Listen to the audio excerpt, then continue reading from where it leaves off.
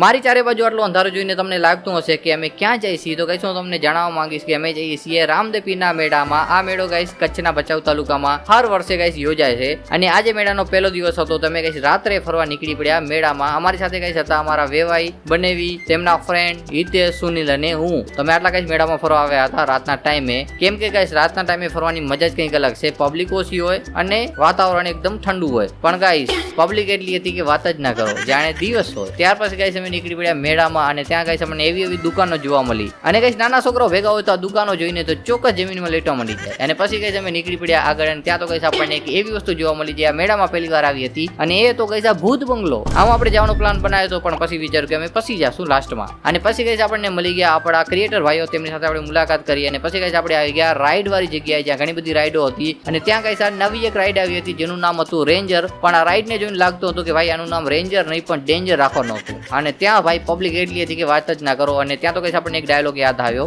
બાવલિયા હલવાણ.